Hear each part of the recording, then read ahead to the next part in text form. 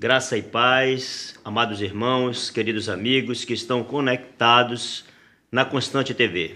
Esse é o programa Missões em Revista, o programa que deixa você a par de tudo o que está acontecendo no campo missionário. Eu sou Juvan Leite e tenho a participação nessa entrevista do meu querido e amado irmão Braia. Tudo bom, Juvan? Boa noite. Sempre um prazer estar aqui conversando sobre missões contigo. Com os nossos convidados, né? Amém. Boa noite, Braia. Hoje nós temos a satisfação, Braia, de entrevistarmos a missionária Alana Greenwich. Sim. E seja bem-vinda, irmã. Uma boa noite para a senhora. Nós gostaríamos que a senhora se apresentasse, falasse seu nome completo, como a senhora chegou aqui no Brasil, para que nossos telespectadores possam conhecê-la melhor. Hoje a gente não conhece a irmã, a gente nunca viu a irmã na vida, né? Nosso primeiro contato é hoje. Ok, então, meu nome é Alana Ichter Greenwich. Eu sou casada com Ronaldo, nós temos 4 filhos, 15 netos. Estamos no Brasil servindo o Senhor há 35 anos, 3 anos aqui em Manaus. Então, durante 32 anos, nós servimos em Santa Catarina com plantação de igrejas. E agora, nos últimos 3 anos, fomos chamados para Manaus para mentorear os novos missionários que vêm chegando ao Brasil, enquanto eles passam o primeiro ano estudando a língua portuguesa, se adaptando à cultura, aprendendo a cultura brasileira. Então, nós estamos aqui para apoiá-los, ajudá-los nessa jornada, né? Nesse primeiro ano, que geralmente é um ano difícil, de muito aprendizado.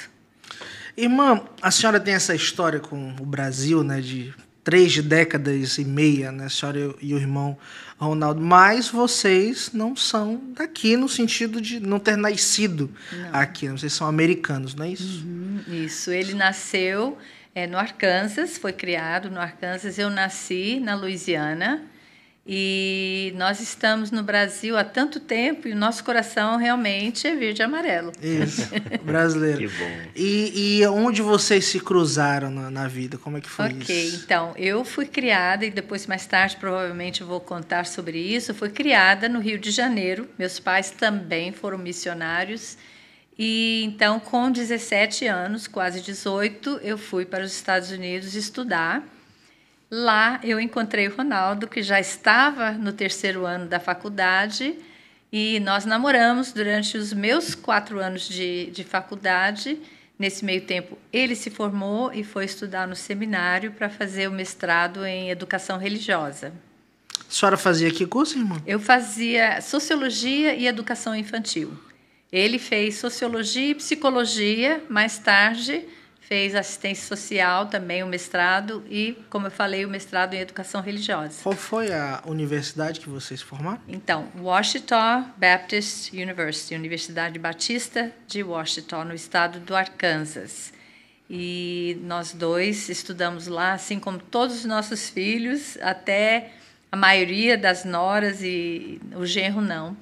E agora temos 2 netos estudando também nessa mesma universidade. A instituição faz parte da família, né? Faz parte e também tem produzido muitos obreiros, para tanto missionários quanto pastores. É uma universidade realmente de qualidade e tanto assim respeitada secularmente, mas também no mundo cristão por causa da sua formação excelente, né, em teologia e ministério em geral. Irmã, e nessa... Desculpa, Brian. E nessa jornada missionária de 35 anos, como foi assim que a senhora sentiu esse chamado? Quando a senhora percebeu que Cristo tinha essa missão para a senhora? Olha, provavelmente eu creio que Deus já estava trabalhando mesmo na minha infância, mas eu não tinha assim um chamado específico. Meus pais sempre nos incluíram em tudo, todo o trabalho missionário deles. Nós nos sentimos parte realmente de tudo que eles faziam. Então, eu creio que a sementinha já tinha sido plantada naquela época. Mas depois estudei, casei e tal. Nós éramos muito ativos na nossa igreja. Ronaldo ensinava os embaixadores do rei, que era uma organização missionária na igreja. Eu trabalhava com as Mensageiras do Rei também, organização isso missionária. No Brasil já? Não, isso ainda nos Estados Unidos, nós entendi. bem ativos na igreja, mas sem um chamado específico para o campo missionário. Certo. E o chamado realmente se deu ao mesmo tempo em nós dois, só que nenhum dos dois acreditava muito, então nós guardamos assim para nós mesmos durante um ano. Todo missionário tem essa dúvida, eu acho, né? Então, Ronaldo diz, ele sentiu quando nós viemos ao Brasil visitar meus pais, que estavam chegando perto de se aposentar. A essa altura já casados vocês? Já casados e com 2 filhos, e eu grávida de uma terceira. Certo. E então, logo que nós chegamos aqui, eu comecei a passar mal, comecei a ter ameaças de perder o bebê. E então o médico me colocou em repouso absoluto, não podia levantar para nada. Quer dizer, o meu tempo aqui passeando virou realmente só a cama. E nesse tempo o Ronaldo foi visitar vários projetos missionários que tinha lá no Rio de Janeiro. Um deles foi a Casa Batista da Amizade, lá onde ele viu assim pessoas que realmente eram necessitadas em todos os sentidos, né? Tanto materialmente, emocionalmente, fisicamente, todos os sentidos, e sendo ajudadas e também ouvindo a palavra de Deus. E aquilo chamou muita atenção dele. Começou aí o ardor missionário no coração dele. Mas aí ele pensava, mas eu não sou material missionário, quem sou eu, né? Acho que não é. Eu só estou empolgado com essa visita. E, ao mesmo tempo, eu, na minha cama, estava escutando, naquele tempo não tinha podcast, mas tinha fita cassete. Eu ficava escutando pregações, mensagens, lendo, muito tempo também orando. E o Senhor também começou a colocar isso no meu coração. E na minha cabeça eu pensei, será que não é só uma questão assim de nostalgia, estar revivendo aqui a minha infância, vendo, né, esse país que eu tanto amo? Mas eu falei para o Senhor, né, se for realmente o Senhor que está nos chamando, fala com o Ronaldo. E se ele então vier falar comigo, Sim, eu vou saber que é do Senhor. E um ano se passou, nem ele falou nada comigo a esse respeito e nem eu falei com ele. Só orando, aguardando, e depois de um ano, nós todos em casa, ele tinha desidratado numa corrida rústica, estava de repouso, os filhos estavam com catapora, nós não pudemos ir no culto, ligamos a televisão e assistimos uma pregação, o quê? Missionária. E naquele momento ele não aguentou mais. Ele levantou, desligou a televisão e disse, tenho que falar uma coisa com você. E quando ele falou desse, né, esse ardor missionário que vinha crescendo dentro dele, ele achou que eu ia achar que ele estava louco. Uma loucura, né? Porque a gente tinha acabado de reformar a casa, móveis novos. Ele falou, vai achar que eu estou louco. Ela também me conhece muito bem, sabe? Vocês tinham empregos comuns. Seculares, vamos dizer assim. Na verdade, eu estava mais em casa cuidando dos filhos, mas eu dava aula 2 vezes por semana, educação infantil, que era um programa mesmo só para as crianças saírem de casa, né?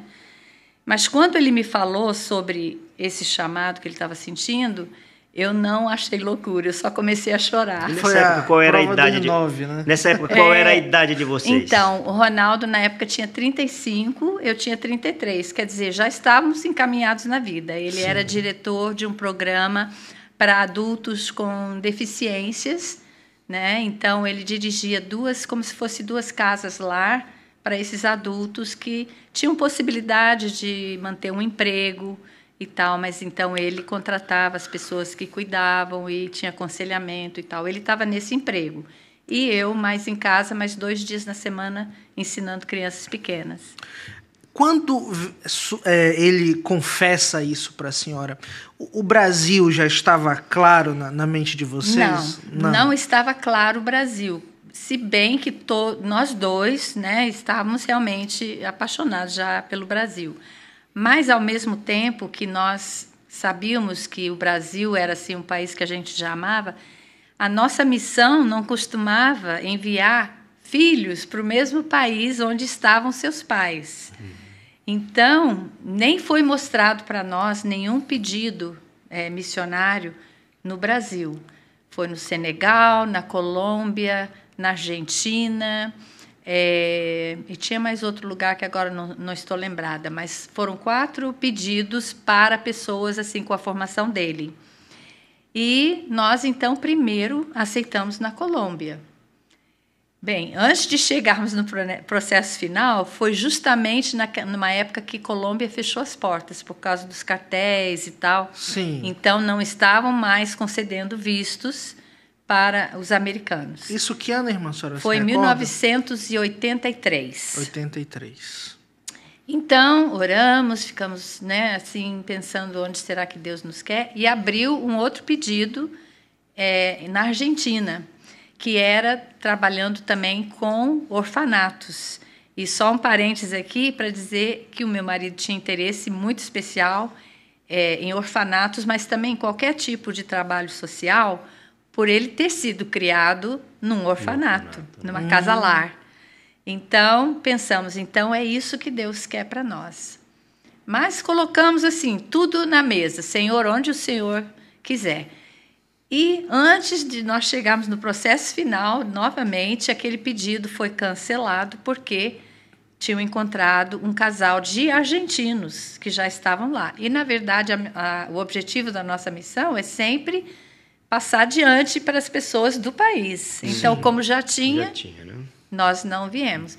Então, só depois de várias coisas assim que Deus estava mostrando que tinha que ser o Brasil. E foi assim que nós chegamos ao Brasil. Houve essa confirmação, né? Muita confirmação ao longo do período, inclusive no início, né? Naquela coisa de, né, tentar confirmar mesmo, chamar de Deus, o nosso pastor, nós falamos com ele e ele disse, eu só estava tentando pensar, quando será que esse casal vai perceber que Deus está chamando? O pastor falou isso para nós. E quando chegaram aqui no Brasil, assim, quais foram os maiores desafios que vocês encontraram assim, na plantação das igrejas, dos trabalhos que vocês fizeram? O primeiro foi o aprendizado da língua, não para mim, mas para o meu marido, que também causou vários outros desafios, porque ele diz que, de repente, eu tive que me tornar mãe dele, porque eu já sabia falar. E ele se tornou um bebezinho de novo, não sabia fazer nada. Esse foi o primeiro, mas não foi na área de missões. Agora, na questão de plantação de igrejas, cada uma foi diferente, né? Cada igreja teve seus próprios desafios. Uma, em particular, eu lembro que foi assim algo que a gente tinha colocado em oração. O bairro é um casal de uma igreja, tinha ido morar lá, não tinha nenhuma igreja evangélica, e disseram, né, venham nos ajudar, né? Nós precisamos de uma igreja. E um dos primeiros projetos foi mostrar o filme A Paixão de Cristo na praça pública, perto da Páscoa. E depois daquele filme, mas houve uma resposta tão grande, muitas conversões, e nós não estávamos preparados. Então, o desafio foi, onde nós vamos reunir essa turma? Não tínhamos nada. E sabe onde nós fomos parar? Atrás de um bar. Porque uma das senhoras que se converteu era esposa de um senhor, dono de um bar, e ele não se converteu, mas simpatizou, né, com a nossa causa. Ele disse, olha, atrás do meu bar tem assim uma área coberta grande, já tem cadeiras lá, se quiserem usar, fiquem à vontade. Um pequeno avivamento, né? Então, enquanto os homens estavam lá na frente bebendo, assistindo futebol, nós estávamos atrás louvando ao Senhor. E, consequentemente, também alguns deles já começaram a prestar atenção. Isso no Rio de Janeiro, Isso irmão? Tudo em Santa Catarina agora. Santa Catarina. É onde eu fui criada no Rio, mas nosso trabalho missionário foi em Santa Catarina. Interessante, que a gente não perguntou isso, né? Mas vocês não foram para o Rio, não, afinal não de fomos, contas, né? Não fomos. Para o Sul, né? Fomos para o Sul. No Rio a senhora passou, foi a sua infância, né? Minha infância e adolescência. Adolescência. Agora, Santa Catarina, nosso trabalho realmente foi nas periferias, né? Então, ele sempre trabalhou junto com outras igrejas mães, implantação de igrejas, mas sempre também tinha assim, um aspecto social, porque nós trabalhávamos mais nas áreas mais carentes da periferia lá. Então, muitos, né, acabamos assim ajudando com o início de 2 centros de recuperação para dependentes químicos. alcoólatras, que também faz parte da história do meu marido. Não que ele tenha sido, mas o pai e o padrasto eram, né? E também... Ele sempre teve um profundo envolvimento com o serviço social. E também 2 centros comunitários que visavam ensinar cursos profissionalizantes para as pessoas e também investir nas crianças naqueles bairros. Então, mas foi mais ou menos esse tipo de desafio. Santa Catarina, né? Santa Catarina. É muito interessante essa história, né? A gente não ouve, né? Assim, sempre essa dificuldade. Na verdade, a gente ouve sempre essa dificuldade. O processo missionário, né? Sim. Esse incômodo, esse chamado, depois aonde eu vou. Aí quando chega onde Deus enviou, o que eu vou fazer? É uma caminhada cheia de interrogações, né? Sim. E a gente fica muito feliz, né, que... Fomos privilegiados, né? Que nessa história, em algum momento, a gente participou na pontinha, dizer, né? Vieram aqui para o Brasil. Irmã Alana, agora vamos precisar fazer um comercial. Ok. Muito obrigado, querido ouvinte, telespectador que está conectado na Constante TV. Vamos precisar fazer agora um pequeno intervalo e daqui a pouco, no próximo bloco, continuaremos com essa agradável entrevista com a irmã Alana. Voltamos agora do nosso pequeno intervalo. Queremos agradecer a você, telespectador, que está conectado na Constante TV. Solicito a você que ainda não se inscreveu no canal, vá lá no YouTube, inscreva-se e participe deste projeto que é para glorificar o nome do nosso Deus. Irmã Alana, nós queremos continuar a nossa entrevista, que está super agradável. Brian, com toda certeza, também está gostando.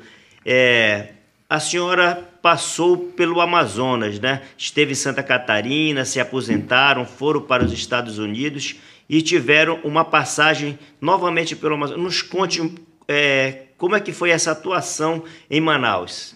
Ok. Então, nos aposentamos em 2015. Fomos para a Louisiana cuidar dos meus pais, que já estavam idosos. Minha mãe tinha mal de Alzheimer, meu pai não dava mais conta de cuidar. E depois que os 2 faleceram, para nossa grande surpresa, fomos convidados para voltar.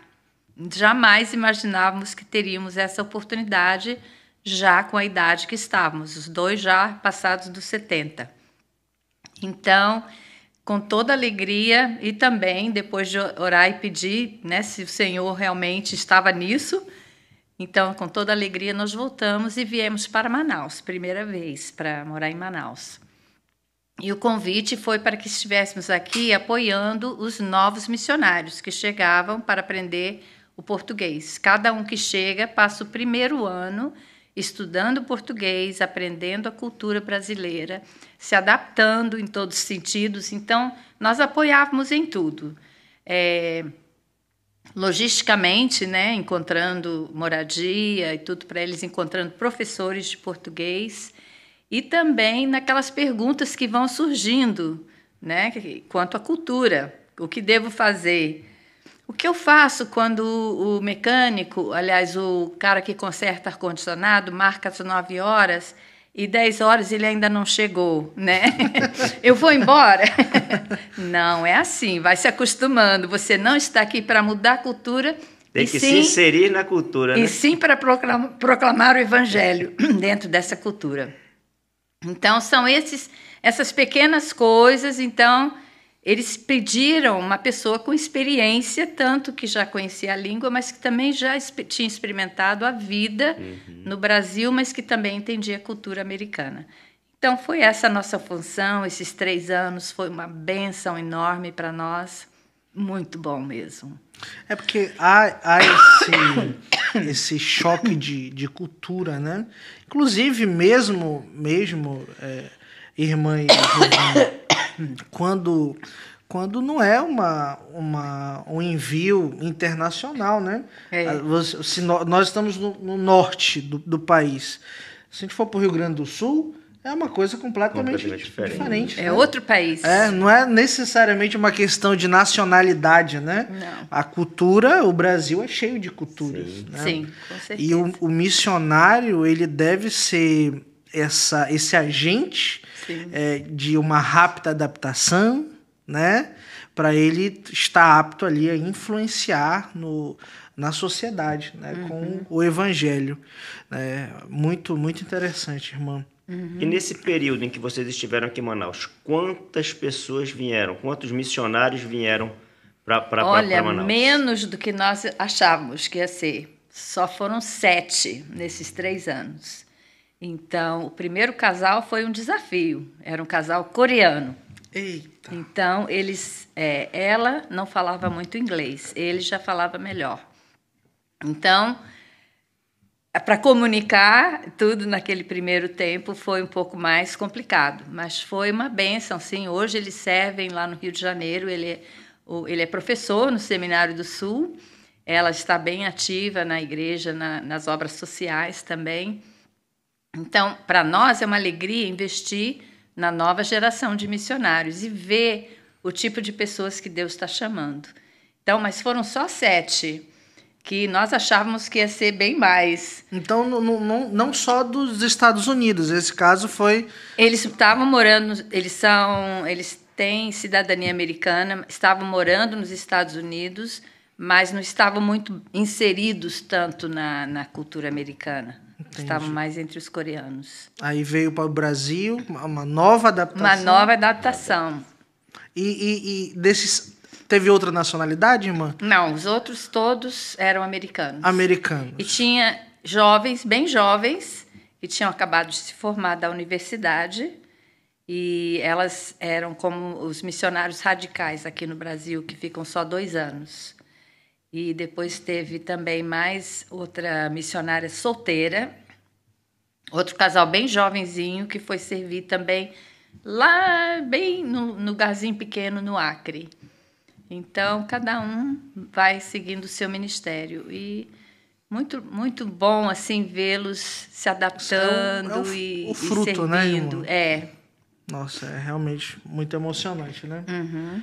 A senhora também, sempre quando congrega nas igrejas, a senhora sempre tem a questão de participar da parte musical, né? Isso é a marca da irmã Alana. A gente percebe que a senhora é pianista.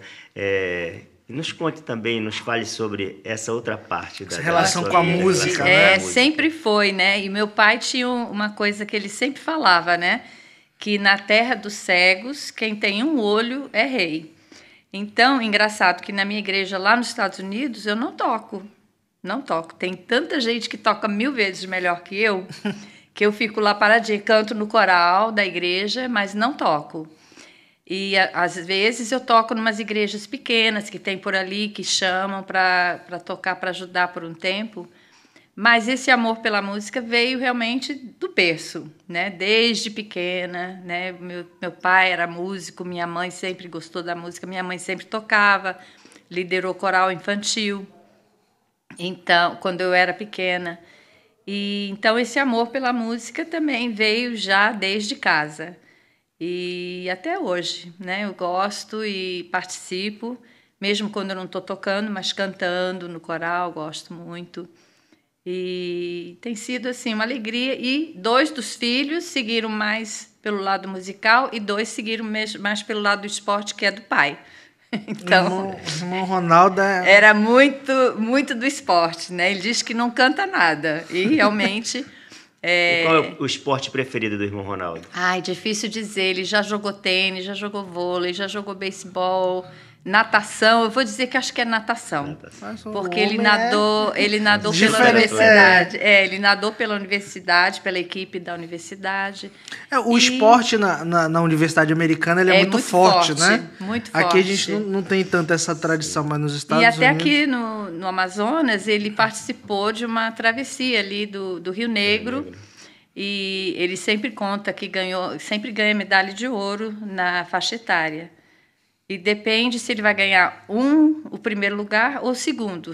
Vai depender se tem 1 ou 2 acima de 65 anos. Se for só 1, ele ganha de ouro. Se for 2, ele ganha às vezes de prata. Ai. Mas, irmã, que bênção, né? A sua história. A gente poderia passar aqui 2 horas, 3 horas falando sobre ela. Mas tem um personagem que também a gente quer tocar nessa conversa, né, Giovão? Sim. E esse personagem é o seu pai, né? Este homem, este missionário que trouxe a família para o Brasil, como a senhora falou, aos 6 anos de idade a senhora veio para o Brasil.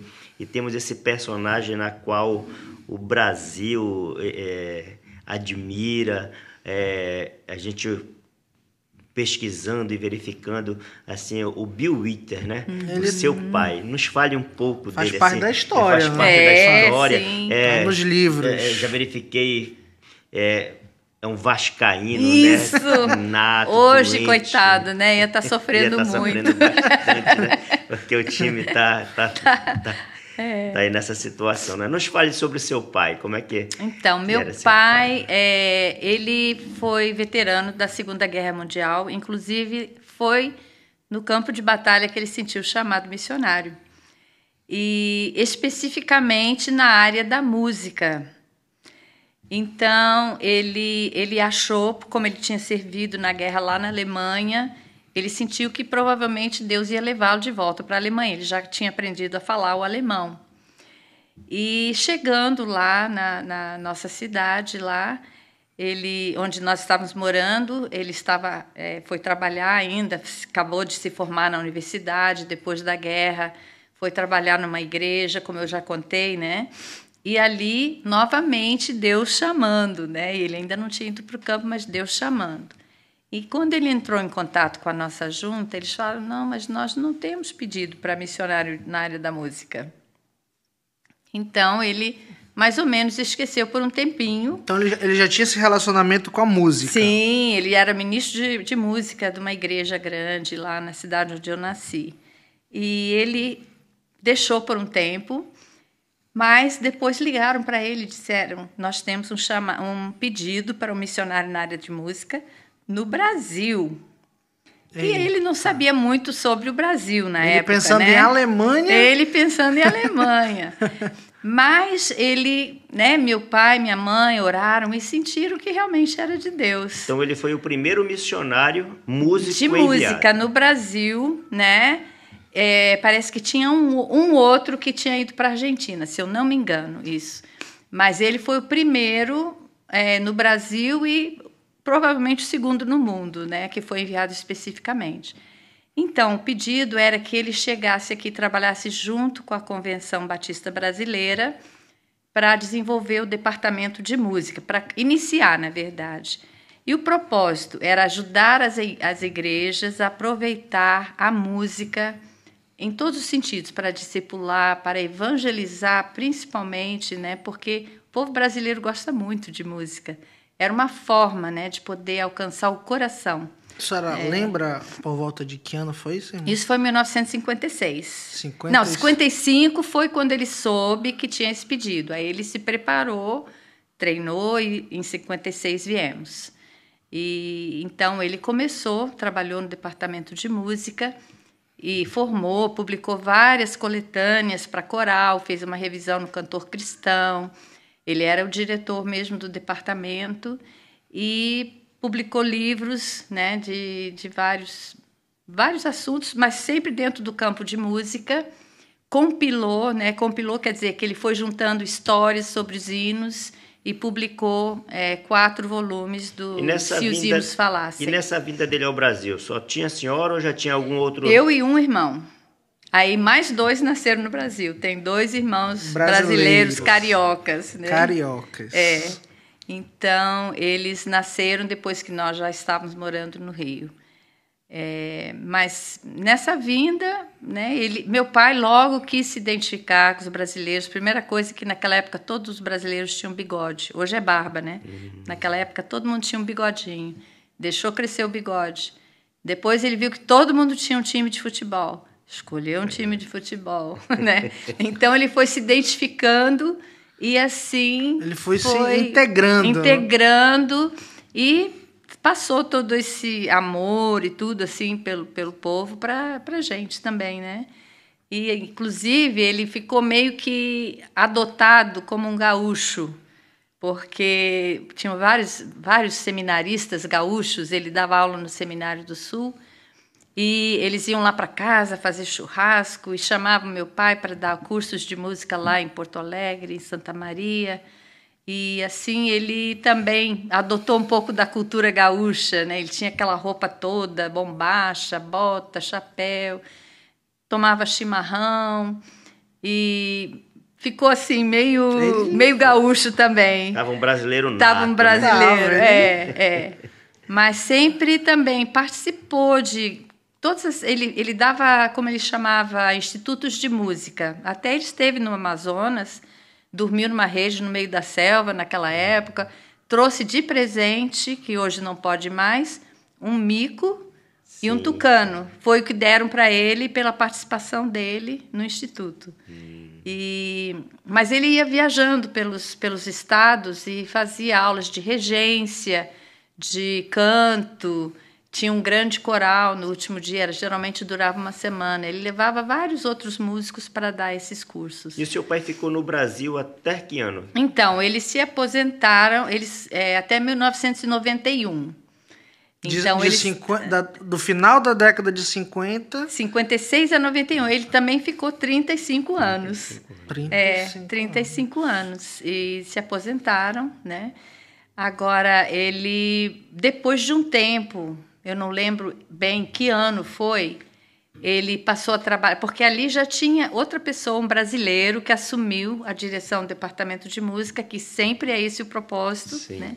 Foi trabalhar na Convenção Carioca por um pouco de tempo e os últimos anos da sua carreira ele trabalhou junto com o pastor Valdemiro Timichak na Junta de Missões Mundiais, que pastor Valdemiro chamou. Pastor Valdemiro era quase parte da nossa família, desde seminarista. Então, quando convidaram o pastor Valdemiro para ser o novo diretor executivo da Junta de Missões Mundiais, ele ligou para o meu pai e disse: eu só aceito se o senhor vier junto comigo trabalhar. E o convite foi aceito. E o convite foi aceito. Então, ele diz que foi uma grande bênção trabalhar com um homem daquele tão visionário, humilde, né, mas muito trabalhador. E meu pai também deu a sua contribuição, né, no treinamento dos novos missionários, no acompanhamento. Então, ensinou muitas pessoas, né? Exatamente. Porque nesse setor ele é um marco, né? É antes e depois dele, né? Então, e hoje, né, ele começou a revista Louvor, né, que é revista para os músicos, que hoje até hoje também ainda existe. Participou muito da Associação dos Músicos Batistas Brasileiros, a MBB. Ele tinha uma coluna no Jornal Batista também? Tinha uma coluna que chamava Canto Musical. Então, toda semana tinha um artigo lá dele sobre todos os assuntos que têm a ver com música na igreja. E ele tinha uma ótima amiga que sempre revisava tudo para ver se o português estava correto. É muito necessário. O português é uma coisa que nós temos dificuldade. Imagine para um missionário, né? Exatamente. Realmente. Mas ele escrevia muito, né? Então, para ele era uma alegria, assim, poder estar escrevendo, transmitindo. E ele escreveu também para nós, família, né, livros de memórias, assim, que a gente guarda com todo carinho. E foi, assim, uma pessoa que não só... Eu sempre dizia, né, meu pai influenciou muita gente, mas foi muito paizão também. Irmã Alana, eu vou precisar chamar mais um comercial. Ok. Querido, se você ainda não é inscrito no canal da Constante TV, eu peço que você entre no canal do YouTube e se inscreva e faça parte desta missão que é anunciar o Evangelho do nosso Deus.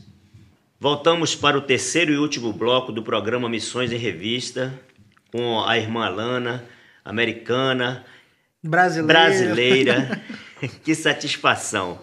Brian, meu irmão, é um prazer, né? A gente está ouvindo, aprendendo sobre a vida da irmã Alana, esse trabalho missionário, o trabalho do irmão Ronaldo e também dessa pessoa fantástica que foi o seu pai, o Bill Withers, né? Sim, sem dúvida. Que a gente está aprendendo também, conhecendo um pouco mais da história dele aqui no Brasil, né? E aí tem os acontecimentos na vida do seu pai. A gente estava contando aqui no off, né?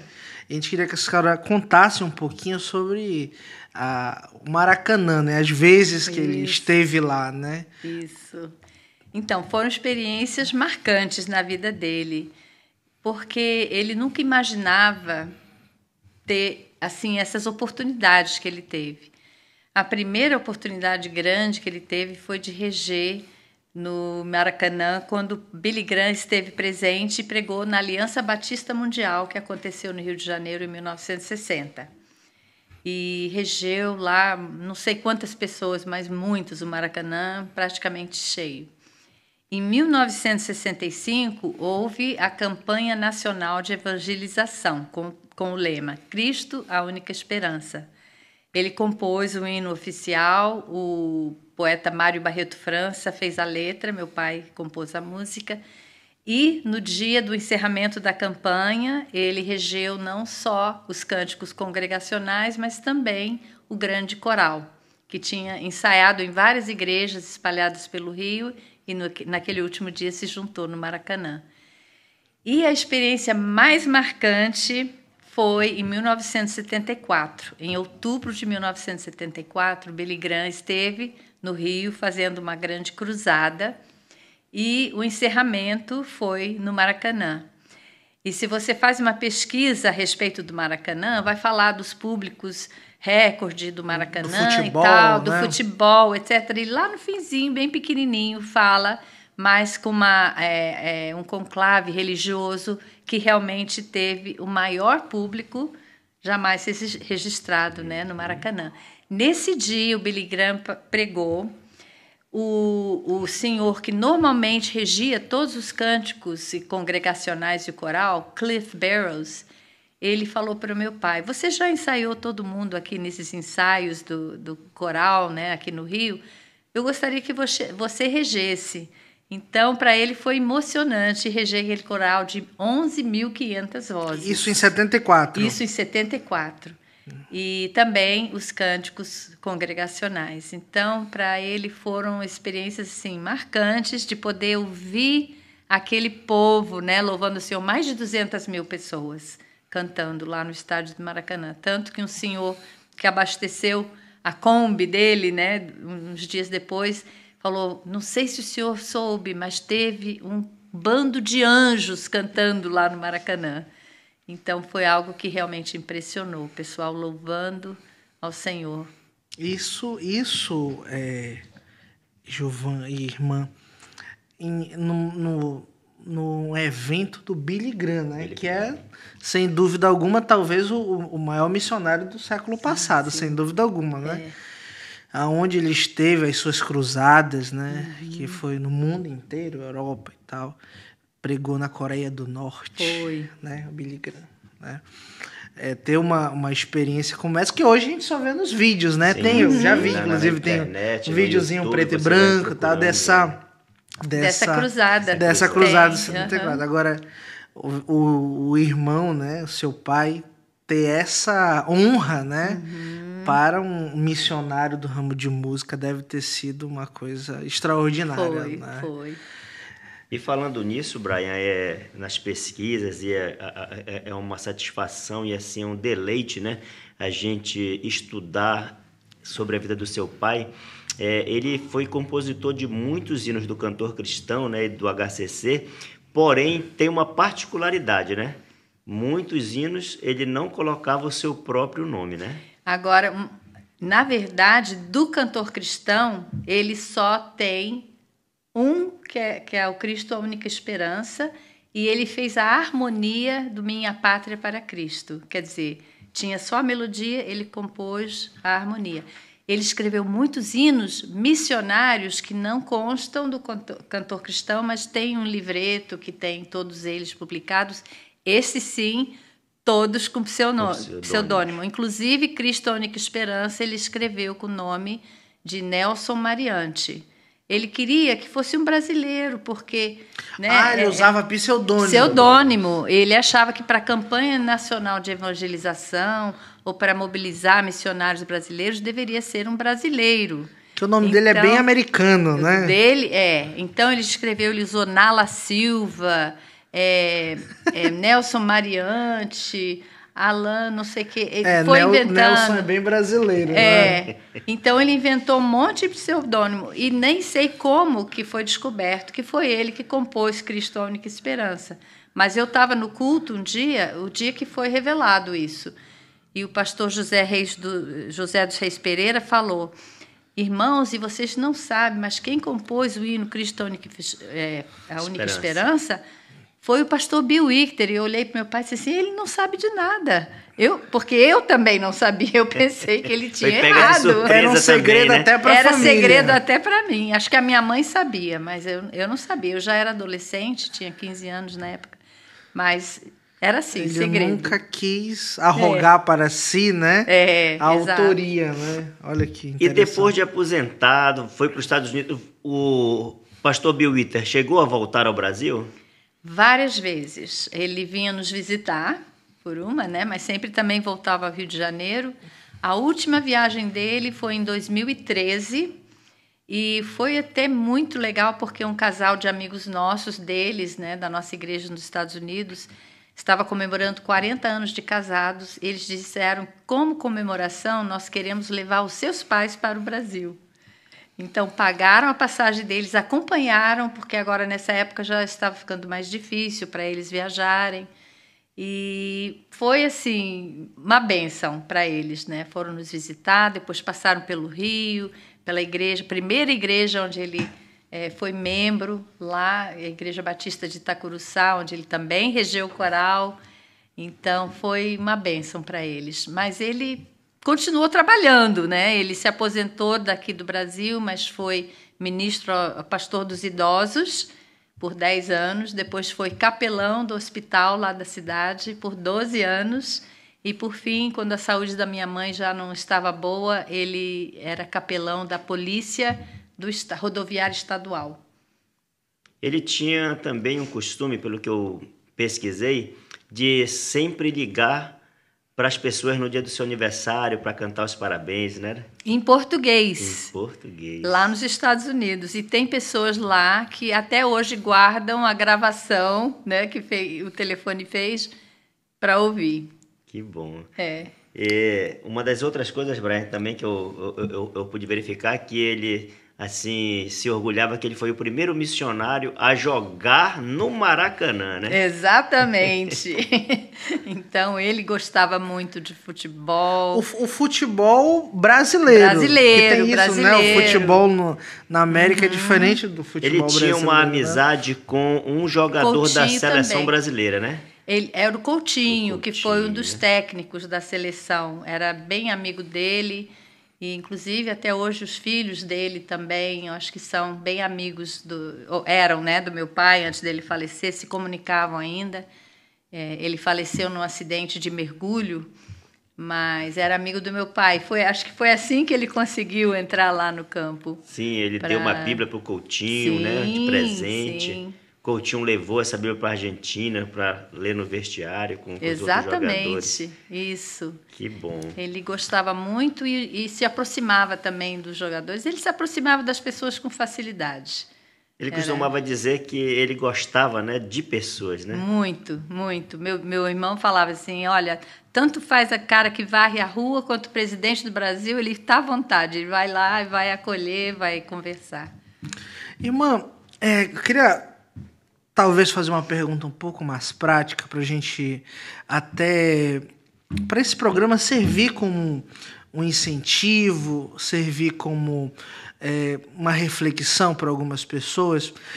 Hoje em dia, talvez, graças a Deus, a gente vive uma onda que muitos jovens têm o sonho missionário, né? E eu queria que a senhora desse alguns conselhos para os jovens, né? Às vezes que está na sua igreja local, mas que sonha às vezes em ir para outro país, né? E às vezes é uma trajetória um pouco angustiante, cheia de perguntas, né?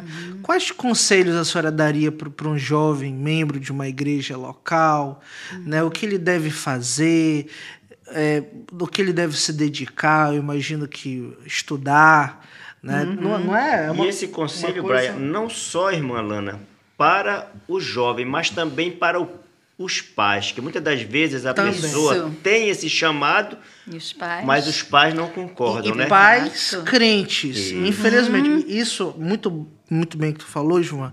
Assim, hoje os pais sonham para os filhos ser médico, advogado, engenheiro, juiz. Se o menino falar em ser missionário, para com isso, menino. Né? É assim que tá hoje em dia, infelizmente. Não vai ganhar a vida desse jeito, né? É isso, não vai, né? Então, quais conselhos, irmã, a senhora daria? Então, para os jovens, isso que você falou, né? Porque ele tem que ter um certo preparo, né? Claro, o chamado ele não vai querer ignorar, mas ele vai estudar e vai chegar o momento certo, né? Dele poder ir. Mas segundo, e muito importante isso, é jamais achar, eu não posso, eu sou muito ordinário. Isso todos nós somos, mas nós servimos a um Deus extraordinário, quer dizer, Ele pega a nossa vida, nos coloca em situações tão desafiadoras que nós de jeito nenhum poderíamos nos sair bem. Mas só que Ele nos equipa também. Ele nos chama para fazer, mas Ele também nos capacita, nos prepara.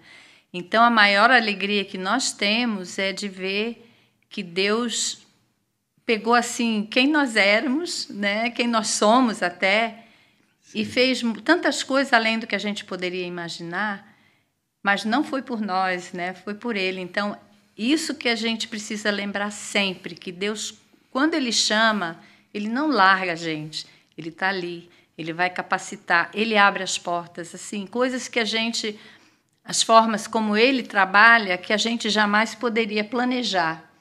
Mas Ele planeja, Ele faz, Ele apenas nos inclui, nos ajuda, nos capacita para que a gente possa participar e ter essa alegria.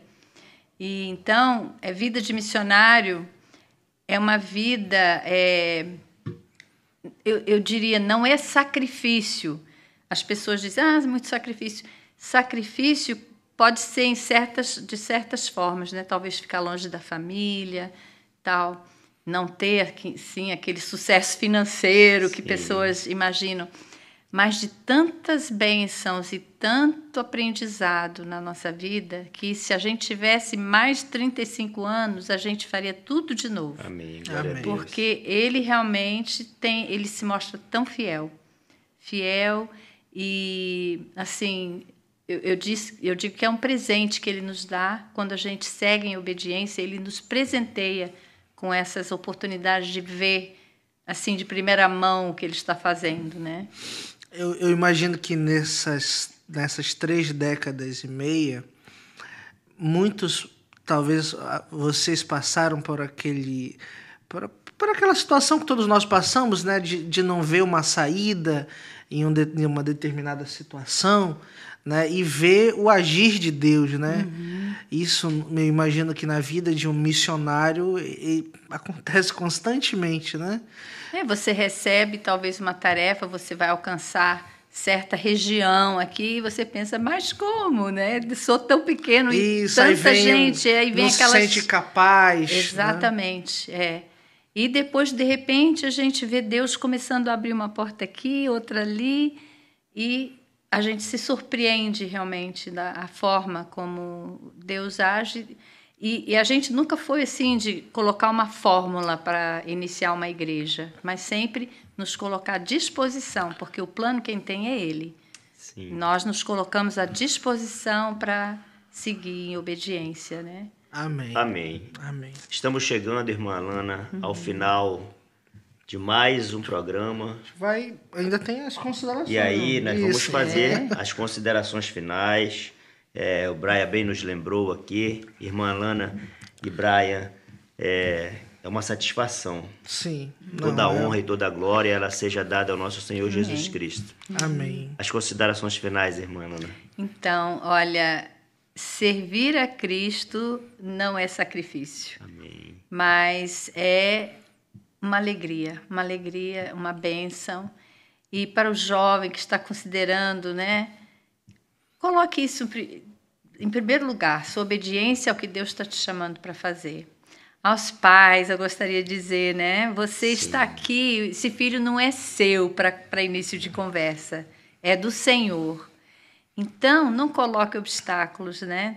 Você procure, assim, apoiar o seu filho naquilo que, na sua caminhada com Deus. Porque se você coloca um ponto final, às vezes você está roubando do seu filho uma oportunidade de uma vida realmente muito abençoada. Que Deus o chamou. Então, né? que Deus chamou e Deus vai cuidar dele, vai cuidar dos seus filhos, se ele for casado e com filhos, vai cuidar dos filhos, vai cuidar de você, você vai ter um relacionamento ainda rico com seu filho, né? De oração, você vai poder orar pelo seu filho, né? E vai poder sustentá-lo de todas as formas e vai ter a alegria compartilhada com ele daquelas vitórias que Deus vai dando. Né? Então, pai, mãe, não tenham medo, né, de soltar o seu filho, porque ele está nas mãos de Deus, ele não está lá, né, no meio do nada, porque o lugar mais seguro que ele pode estar é no meio da vontade de Deus, no centro da vontade de Deus. Amém. Amém. Então, queridos, chegamos a mais um final de um programa Missões em Revista. Queremos agradecer a sua audiência, queremos agradecer esse tempo que você dedicou da sua vida para estar conhecendo um pouco mais. E hoje a nossa entrevistada foi a nossa querida irmã Alana. Queremos sempre, irmã, desejar que Deus continue abençoando a senhora, o irmão Ronaldo, onde quer que vocês estejam, todos os seus familiares, filhos e netos. Obrigada. Brian, meu irmão, muito obrigado. Sempre um prazer. Que Deus também te abençoe, Amém. o seu casamento, tá Amém. bom? Querido, se você ainda não se inscreveu, entre no canal da Constante TV no YouTube, faça a inscrição e venha junto conosco anunciar a palavra do Senhor através dos testemunhos dos nossos amados missionários. Que Deus te abençoe grandemente, fica na paz. Amém. Até a Amém. próxima. Até a próxima.